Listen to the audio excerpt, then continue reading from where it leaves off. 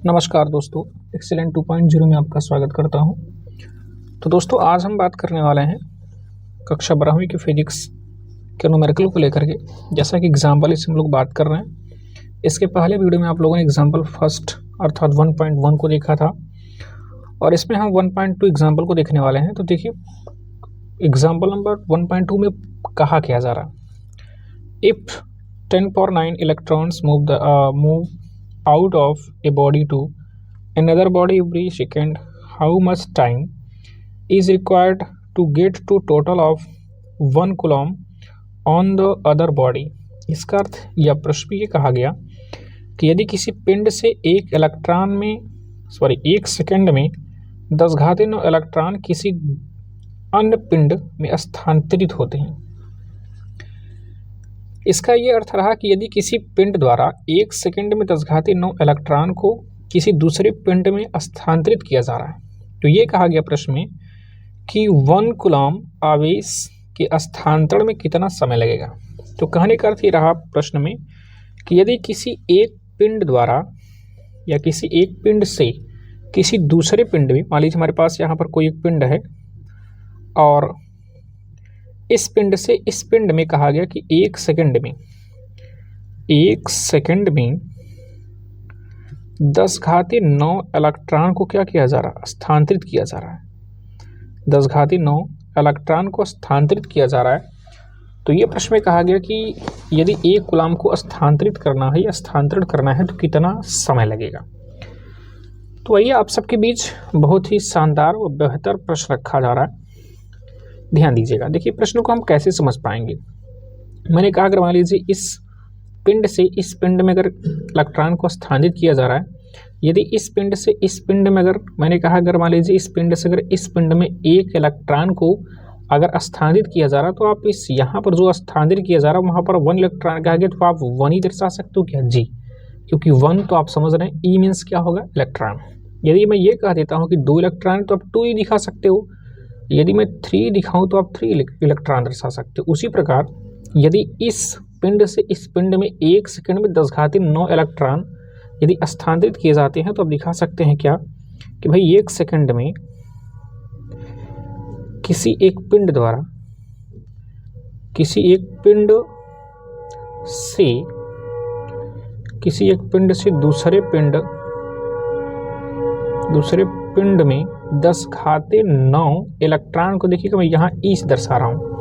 यदि इतने इलेक्ट्रॉन क्या किए जा रहे हैं, स्थानांतरित किए जा रहे हैं, तो यदि इतना इलेक्ट्रॉन आपका स्थानांतरण किया जा रहा है तो हम समझ सकते हैं यहाँ पर जो 1e या 1 सेकंड में दर्शाया जा रहा है इलेक्ट्रॉन को, हम यहाँ 10⁹ लेते हैं, ठीक है ना। अब हम यहाँ पर ये सॉल्व करते हैं कि 10⁹ जो है 10⁹ को 10⁹ लिखेंगे। अब जैसा कि यहाँ पर जो इलेक्ट्रॉन है उनको हम अगर तोड़ देना चाहें, जो कि 1 इलेक्ट्रॉन की वैल्यू क्या होती है आप जानते हैं, 1.6 × 10⁻19 कूलम्ब। अब देख सकते हैं यहाँ पर चूँकि 1 सेकंड में आप दर्शा सकते हैं कि इतना आपका कूलम्ब जो है वो स्थानांतरित किया जा रहा है। यदि इनको मैं हल करना चाहूँ तो 1 = आप दर्शा सकते हैं, देखिएगा 10⁻19 और 10⁻9 है। इनको अगर हम दोनों को ऐड करना चाहेंगे तो 1.6 × 10⁻10 कूलम्ब मिल जाएगा। अब ये 1 सेकंड में देखा जा रहा है, तो आप देख सकते हैं कि यदि मैं इनको इस तरह पक्षांतर कर दूं तो यहाँ पर बचेगा क्या, 1 कूलम्ब। इसका मतलब एक, अब देखिए यहाँ पर जो मल्टीपल में है 1 कूलम्ब के साथ जो मल्टीपल में इनको पक्षांतर करेंगे क्या हो जाएगा बटी में, तो 1.6 × 10⁻10 और ये सेकंड हो गया आपका, इक्वल टू क्या मिला आप देख सकते हैं 1 कूलम्ब मिला है। अर्थात 1 कूलम्ब में 1/1.6 × 10⁻10 सेकंड लग रहा है। तो देखिएगा इसके बाद अगर हम हल करना चाहें, ये दशमलव हटा दे तो ऊपर क्या बढ़ जाएगा 0, क्योंकि दशमलव के बाद 1 अंक है।